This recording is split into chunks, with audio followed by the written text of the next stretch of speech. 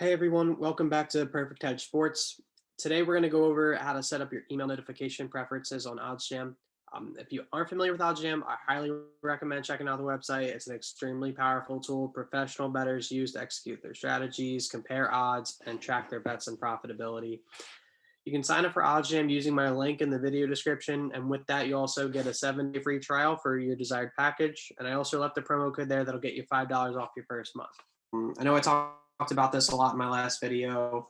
I'll review it quickly here. So arbitrage betting is basically when you're able to lock in a guaranteed profit based on, market inefficiency between two sports books. So I'll go over these toggle buttons up here first. So showing Pinnacle is a good reference point for knowing which side might be the inefficient side.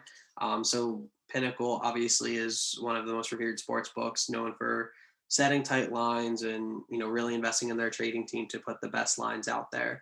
So it's really common for Pinnacle to have like a -105, -105 money line each way, whereas on like a FanDuel or DraftKings, you might see -110 each way or -112 even. So Pinnacle's really invested in that. So it can really be helpful to see which side is probably not the right price. So in terms of going through your sports books and placing your bets, you want to place the one that's inefficient first because it's more likely that one's going to move. So again, if you don't have the industry package, you probably won't be able to see Pinnacle. I do recommend it. It's definitely helpful to see that and helps you get your bets in a little faster. Showing alt markets and player props. So if you only want to bet on money line spreads, totals, things like that, certainly understandable, but you're not going to get nearly as many opportunities as if you don't have these. So player props and alt markets are not going to see nearly the amount of volume and in terms of handle that sportsbooks are accustomed to for normal games. For something like the Super Bowl or the NBA Finals, they can probably expect to see a little bit more. But for random regular season games, they're not expecting to see huge volume there relative to money line spread total. So that's the reason for these percentages being different below and these minimum percentages. But again, we can dive into that in a second. So with main market, the minimum percentage for your email notifications has to be 1. This is pretty default throughout all of OddsJam. You have to have that minimum percentage to get the email. That said, you can view all of the opportunities on that odds screen. So the main market being at 1%, basically that it's a very small number for locked in percentage. You have to put out a lot to win just a little bit.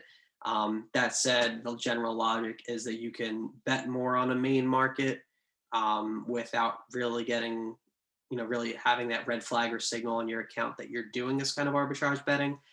So that's the reason why it's a minimum 1 here compared to the minimum 2.5 down below. Now, I typically have mine at 3. I generally don't find it worthwhile to bet that much. And if something is that out of whack on either side, I will probably just EV bet it. But that's a personal preference. If you have a desire to decrease that to 1 and have these at their minimums, that's up to you. You can definitely make money doing it. It might just take you a little longer. I try to prioritize the higher percentage ones. I have these as my numbers, so 3, 3.5, and 5. Again, player props, I've done this for a while, and I do get a little limited on some of the sports books, so I want to be careful about what bets I'm putting out there. I don't want to, go crazy putting out all my money on, 2% ARBs. I want to pick and choose which player props are there. Definitely a lot of volatility here, so you do get a couple good ones every day, especially when there's a lot of sports going on. So, I have my alerts there, but you never know when these things are going to happen. You can get, a 10% ARB, a 20% ARB at 3 o'clock in the morning. You might get it at 2 o'clock in the afternoon, 10 o'clock in the morning. It changes all the time as lines are getting posted, lines are getting changed, lineups are updated, things like that. So I think it's really important to have these email notifications on. OddsJam is literally going to send you whenever these things happen and whenever they can be bet. Whereas if you're going through that manually, it is going to be a lot of time spent doing that. OddsJam really is kind of like a cheat code in that sense. It automates all of that manual work you'd have to do otherwise. Especially as, football, basketball, hockey, baseball, once they're on all at the same time, you're going to get a lot of alerts. So it's important to customize them in the way you want. Okay, so now we'll go over to middle betting. So again, middle betting is very similar to arbitrage betting. I review this in my past video as well, but basically, this percentage is not necessarily indicative of what you will win every time or you could win every time. It's definitely your guaranteed percentage, so that's the same as arbing.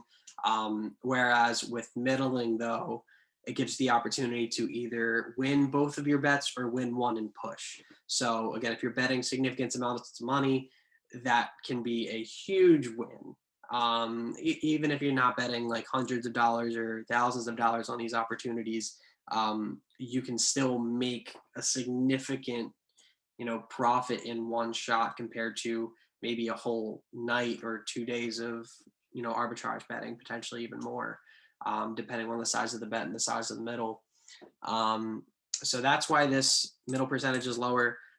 Certainly advisable, depending on the size of the middle, to take a 0% or even a slightly negative percent. Obviously, that is, a slightly losing bet. If you have a lot of arbitrage opportunities on the night, you can take that. Or if you had a good week already, you can take that and take a shot.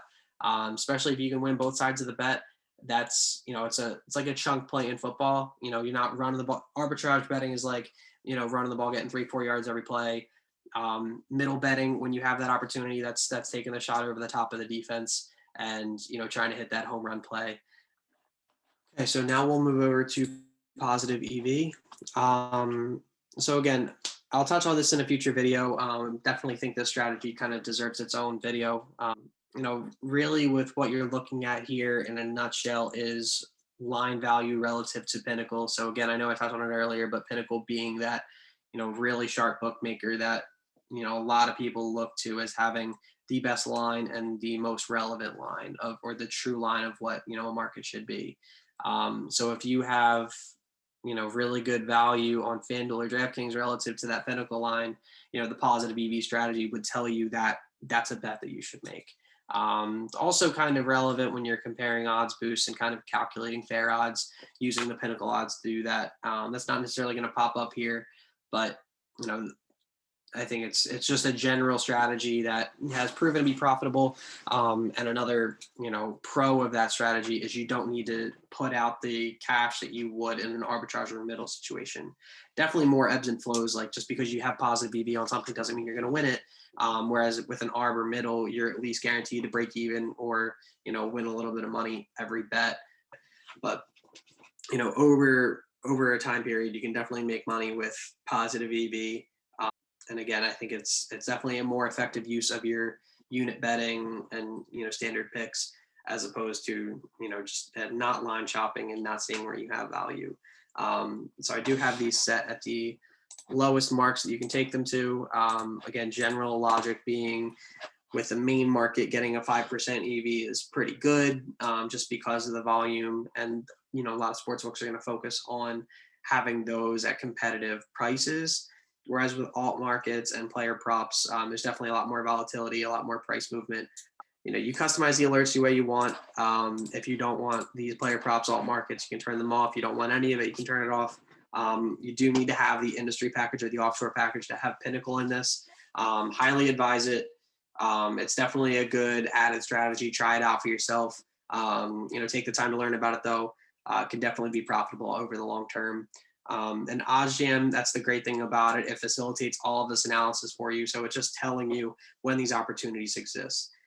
It really could not make it any easier in terms of telling you the positive EV percentages. And if you have a strategy that every main market 5% EV opportunity you get, you're going to take it.